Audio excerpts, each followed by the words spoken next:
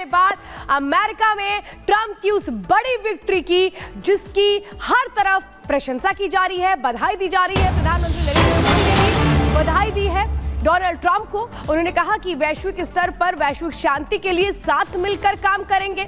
बधाइयों का सिलसिला लगातार जारी है। ट्रंप को अमेरिकी राष्ट्रपति चुने जाने के बाद प्रधानमंत्री नरेंद्र मोदी ने डोनाल्ड ट्रंप को बधाई दी। ऐतिहासिक जीत पर मित्र ट्रंप को बधाई, ये कहा गया क्योंकि माय फ्रेंड बोलते रहे हैं ट्रंप, तो मोदी भी उन्हें दोस्त बोलकर ही संबोधित करते रहे हैं। वैश्विक शांति के लिए मिलकर काम करेंगे, अपनी इस ट्वीट में प्रधानमंत्री मोदी ने यह भी लिखा और बधाई दी गई।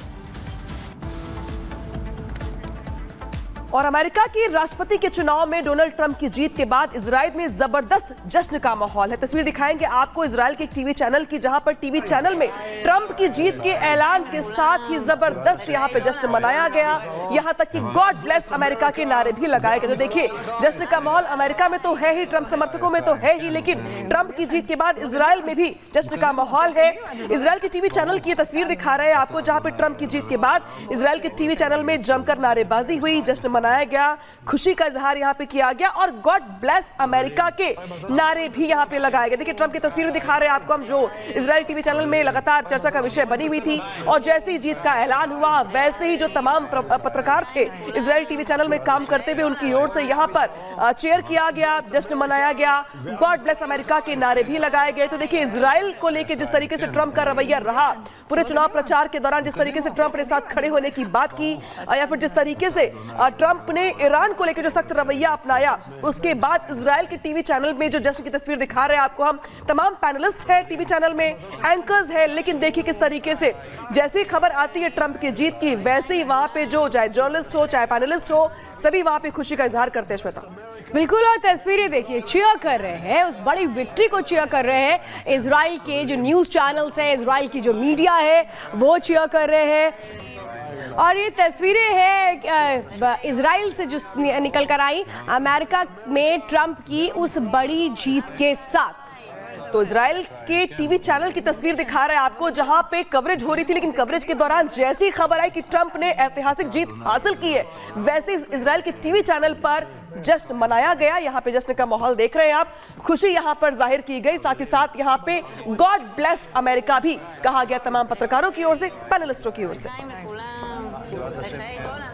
तो देखिए, इस जीत के साथ दुनिया भर में अलग अलग प्रतिक्रियाएं निकलकर सामने आ रही है। ट्रंप की जीत पर कई देश खुश हैं, बधाइयां दी जा रही हैं, तो कुछ देश ऐसे भी हैं जो निराश हैं। उनको ऐसा लग रहा है कि ट्रंप अब बड़ा एक्शन लेंगे उन देशों के खिलाफ जो अमेरिका की पॉलिसी के अगेंस्ट रहे हैं, जो अमेरिका में एक तरह से अशांति की कोशिशें करते रहे हैं। आखिर किस तरीके का पूरा ओवरऑल रिएक्शन, एक रिपोर्ट दिखाते हैं।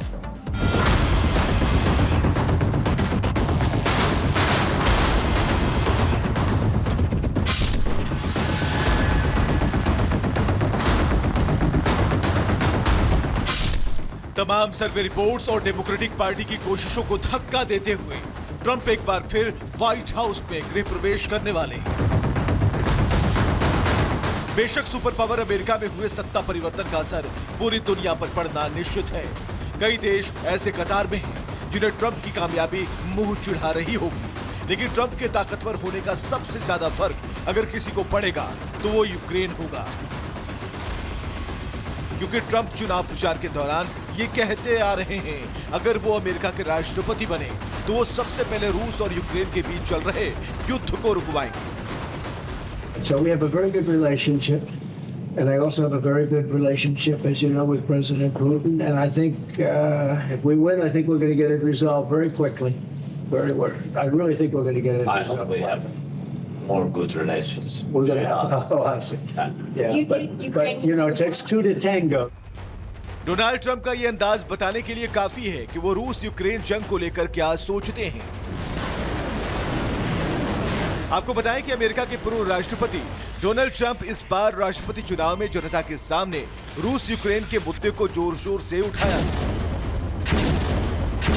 बीते सितंबर में ट्रंप ने रूस यूक्रेन जंग को लेकर सीधे तौर पर यूक्रेन के राष्ट्रपति व्लादिमीर जेलेंस्की को जिम्मेदार ठहराया था। ये वो मौका था जब अमेरिकी चुनाव में डोनाल्ड ट्रंप के आक्रामक प्रचार को देखते हुए यूक्रेन के राष्ट्रपति जेलेंस्की सितंबर में अमेरिका के पूर्व राष्ट्रपति डोनाल्ड ट्रंप से मुलाकात करने आए थे, जिसमें उल्टा ट्रंप ने यूक्रेन की बर्बादी के लिए राष्ट्रपति जेलेंस्की को जिम्मेदार ठहराया था। लेकिन ये तो महज झांकी है। ट्रंप यूक्रेन की बर्बादी के लिए जेलेंस्की को जिम्मेदार तो ठहराते ही हैं, साथ ही उन्होंने जेलेंस्की को दुनिया का सबसे बड़ा सेल्समैन तक करार दे दिया। ट्रंप ने अमेरिकी जनता से वादा किया कि वो यूक्रेन को युद्ध के लिए अमेरिका के लोगों का पैसा देना फौरन बंद कर देंगे। But I'll stop Joe Biden's inflation-causing spending spree and impose an immediate moratorium on. He's putting all this money into the Green New scam. It's a scam, one of the greatest scams in history. Although I think Zelensky is maybe the greatest salesman of any politician that's ever lived. Every time he comes to our country, he walks away with $60 billion. 4 days ago, with $60 billion, and he gets home and he announces that he needs another $60 billion, else it never ends. Donald Trump ने Moscow के साथ शांति स्थापित करने में नाकाम रहने के लिए भी कई बार यूक्रेनी राष्ट्रपति जेलेंस्की की आलोचना की। उन्होंने यूक्रेन को रूस के साथ शांति समझौते के लिए आगे आने के लिए कहा। खास बात यह है कि इससे पहले भी कई मौकों पर ट्रंप ने यूक्रेनी राष्ट्रपति को जंग के लिए जिम्मेदार ठहराया था। ऐसे में बार बार जेलेंस्की के खिलाफ इस तरह के बयान से अंदाजा लगाया जा रहा है कि जब वो व्हाइट हाउस पहुंचेंगे तो वो जेलेंस्की के साथ क्या करेंगे। जाहिर है, ऐसे में इस वक्त जब ट्रंप का अमेरिका में दोबारा उदय हो रहा है, तो इस वक्त सबसे ज्यादा यूक्रेन के राष्ट्रपति जेलेंस्की की नींद उड़ी होगी, क्योंकि अमेरिका के हाथ खींच लेने के बाद जहां जेलेंस्की पर रूस की शर्तों पर शांति समझौते का जवाब होगा, तो साथ ही यूक्रेन की जनता उनसे गुजरे वक्त का हिसाब मांगेगी। Bureau report, Republic Bharat. और चुनाव में जीत के बाद डोनाल्ड ट्रंप की ओर से कार्यकर्ताओं को संबोधित करते हुए बड़ा बयान दिया गया और ये कहा गया कि अमेरिका को और मजबूत बनाएंगे। चुनाव में जीत के बाद डोनाल्ड ट्रंप की ओर से कार्यकर्ताओं को संबोधित करते हुए ये भी कहा गया कि वो अमेरिका को और समृद्ध बनाएंगे और मजबूत करेंगे और जितनी भी सीमाएं हैं उन सबको ज्यादा सुरक्षित किया जाएगा। जीत के बाद अमेरिका अपने स्वर्णिम दौर में पहुंचेगा और जो जरूरतें थी अब तक की, जो जख्म थे अमेरिका के ऊपर, उस पर मरहम लगाया गया है, आगे लगाया जाएगा। लेकिन एक तरीके से स्वर्णिम दौर की शुरुआत इसी जीत के साथ हो जाएगी। क्या कुछ कहा गया उनकी ओर से, सुनवाते हैं आपको।